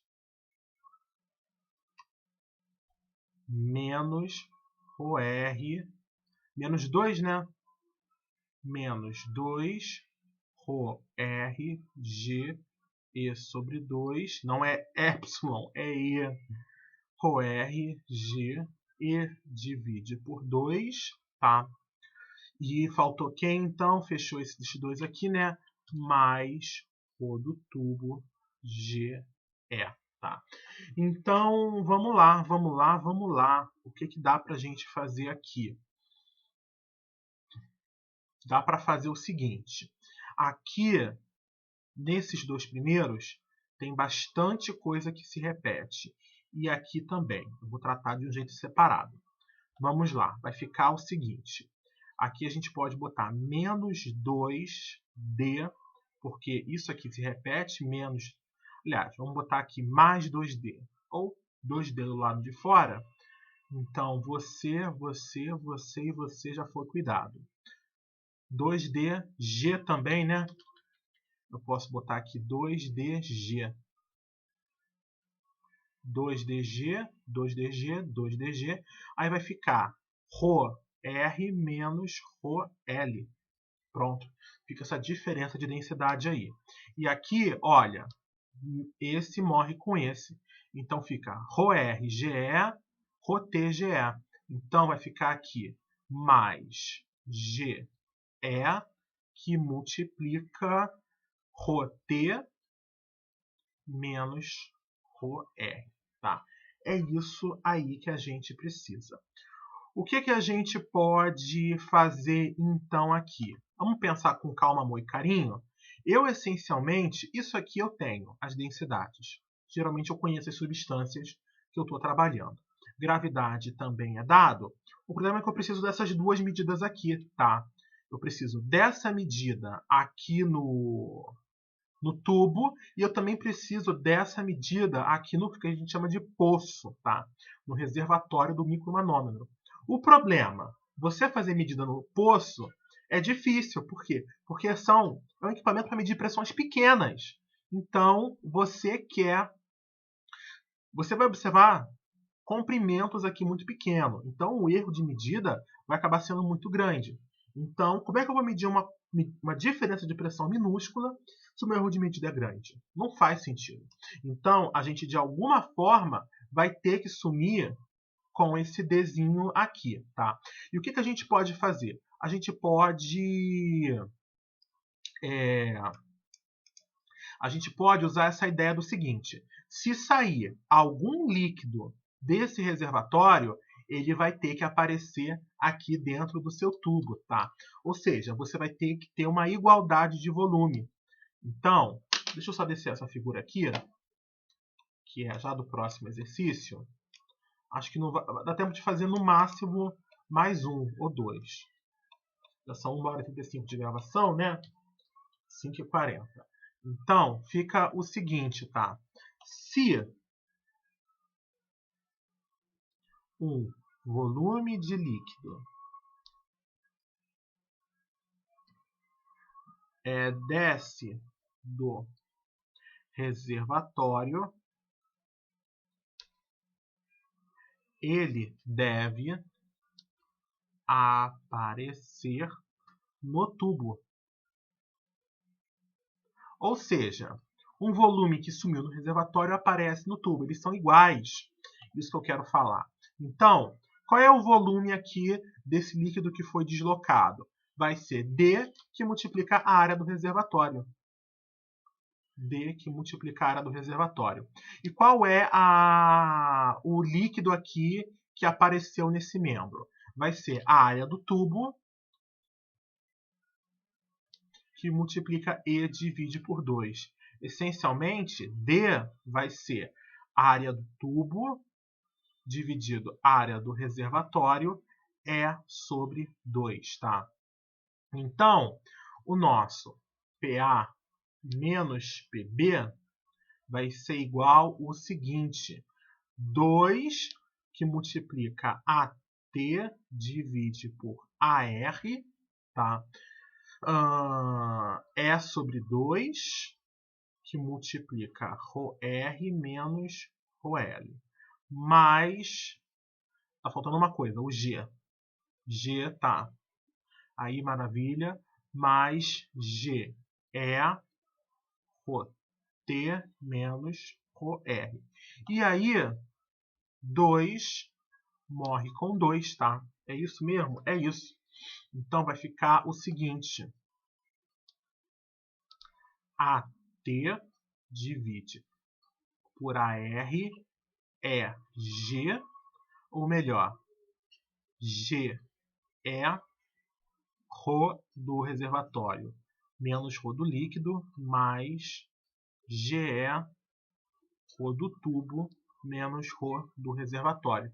E olha que bonita, GE fica em evidência. Então, GE, abre colchete aqui, AT divide por AR. Eu acho que eu estou esquecendo de uma coisa. Eu vi. Agora eu estou sentindo falta. Cadê esse aqui? Cadê esse daqui? Eu não trouxe ele.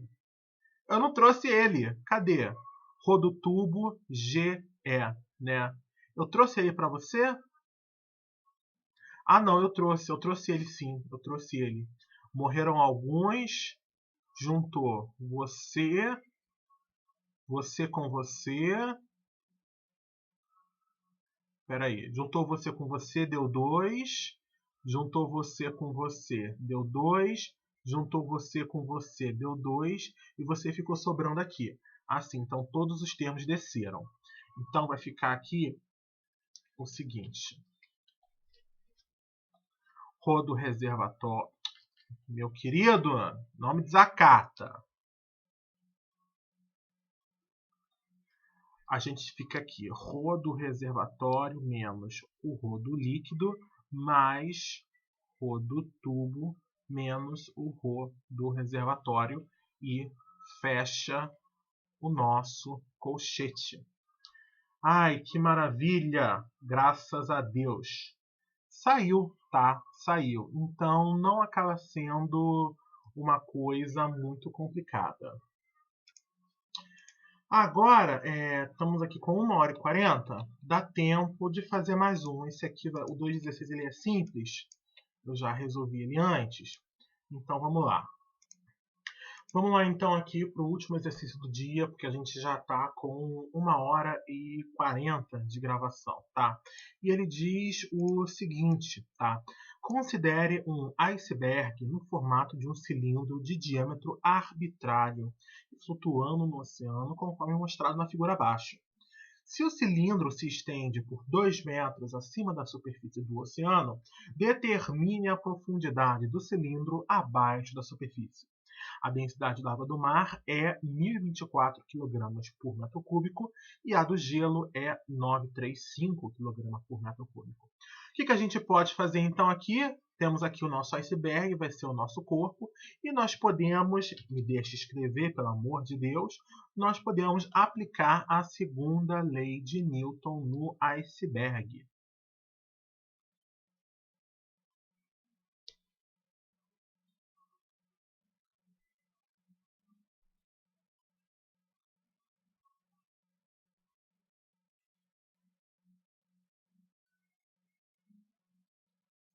Vamos aplicar então a segunda lei de Newton no iceberg.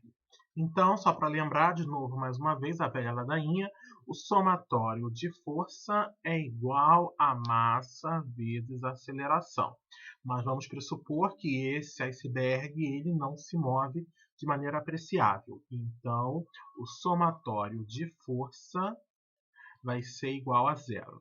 Eu vou ter uma componente do vetor para cada direção do meu sistema de coordenadas. Somatório de forças na direção x, na direção y e na direção z, que vai ser igual a zero. Eu também vou propor que nós não vamos ter forças apreciáveis na direção x e nem na direção y. Logo, a gente fica apenas com o somatório de forças na direção z, e isso vai ser igual a zero. Mas, quais são as forças que estão atuando na direção z?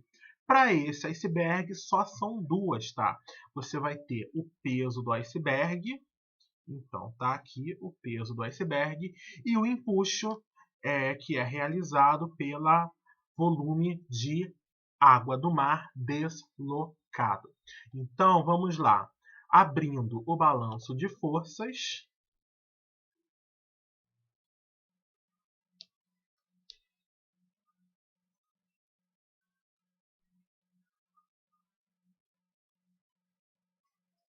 se a gente abrir o nosso balanço de força, tá? E lembrando, claro, vamos botar aqui só um sisteminha de coordenadas para a gente ter alguma coisa para falar. Bota o eixo Z apontando para cima. Então, se a gente fizer isso, a gente vai ter que mais empuxo menos peso, isso vai ser igual a zero. Logo, o empuxo é igual ao peso. Maravilha! Então, a gente já sabe como se escreve o empuxo, tá? O empuxo, ele vai ser densidade do fluido, o fluido que está sendo deslocado, nesse caso a água, é lá o 1024, a gravidade e o volume deslocado, que nesse caso é o volume do iceberg.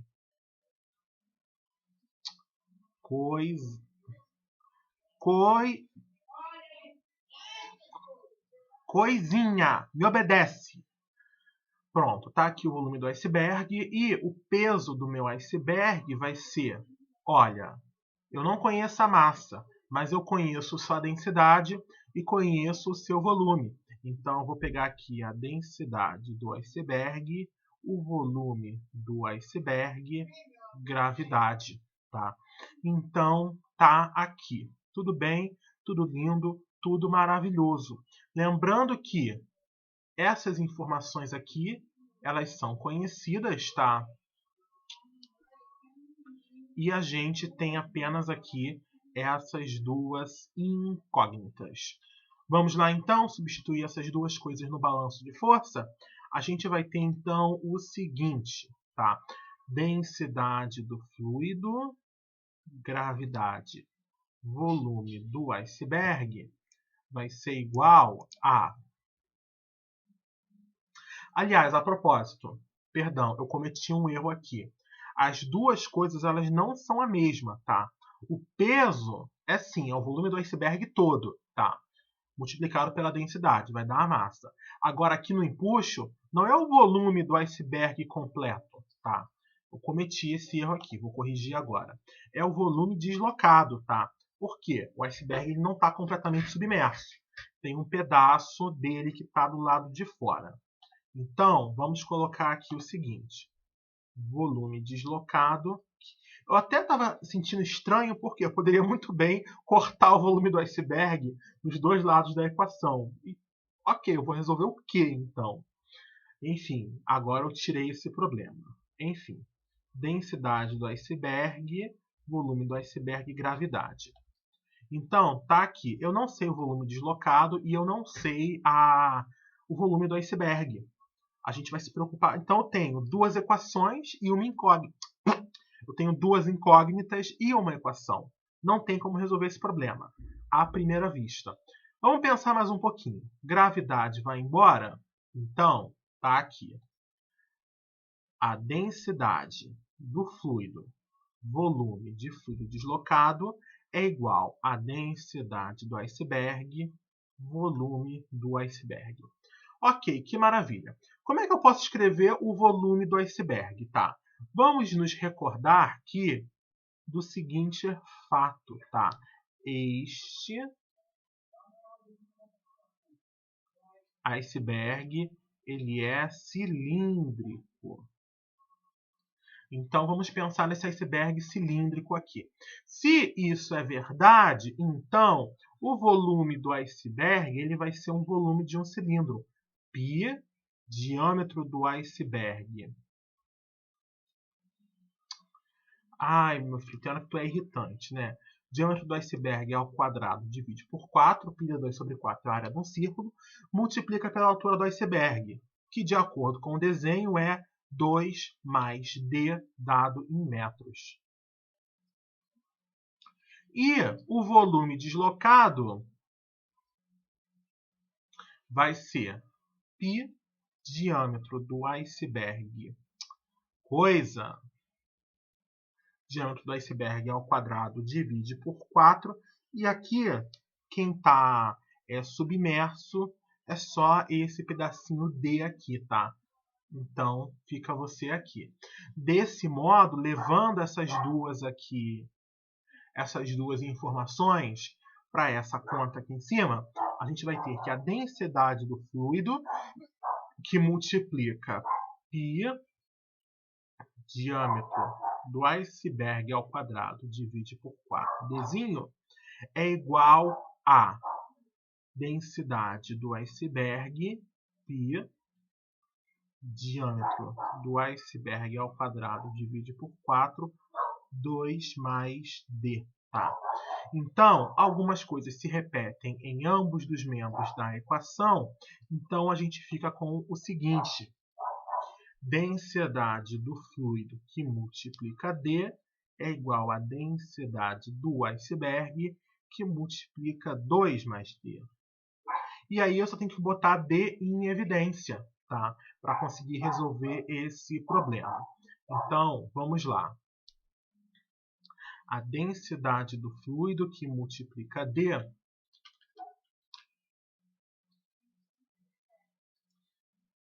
é igual, tá? A densidade do iceberg vezes D mais a densidade do iceberg que multiplica 2 metros.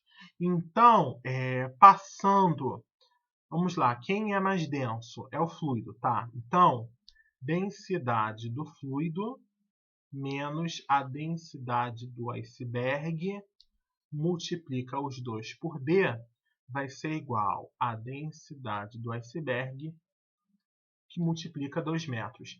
Então, finalmente, D vai ser o seguinte, tá? Dzinho vai ser a densidade do iceberg dividido densidade do fluido menos densidade do iceberg. Tudo isso multiplicado por 2 metros. Então, a gente finalmente vai entrar substituindo os dados do problema. Vamos lá, então. Qual é a densidade? Não preciso nem me preocupar com unidade, porque esse termo aqui vai ficar adimensional. Então, a densidade do iceberg ela é 935. Aqui vai ficar 1024 menos 935, que multiplica 2 metros. E aí, vamos botar isso na calculadora, por favor?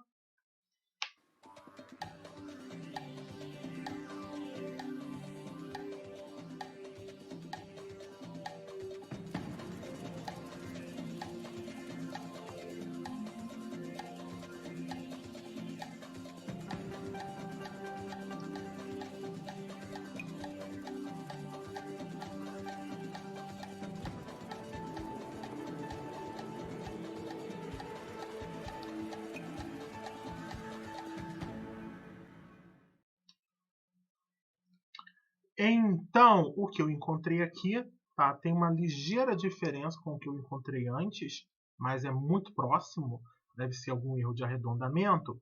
O que eu encontrei foi 21,01 metros. Então, fica ali, né, aproximadamente 21 metros desse iceberg, ele fica completamente oculto, tá? Então, você tem 2 metros na superfície e 21 metros ali embaixo. Deixa eu só fazer o seguinte. 2 divide por 21, multiplica por 100. Então, 2 divide por 21, tá. 0,09 multiplica por 100, tá. 100 menos isso. Então, daí que vem... Eu juro que eu li isso em algum lugar. Agora eu não sei se é desilusão minha ou realmente alguém fala isso, que 90% do iceberg, tá, ele é invisível. Então, se vocês quiserem calcular, ó, como é que a gente calcula? Eu sei que 2 metros ficam visíveis, tá? Qual é o comprimento total? Já até errei aqui, tá? Qual é o comprimento total? É 2 mais 21. Então, vai ficar 2 dividido por 23. Divide por 100, aliás, né? 2 dividido por 23.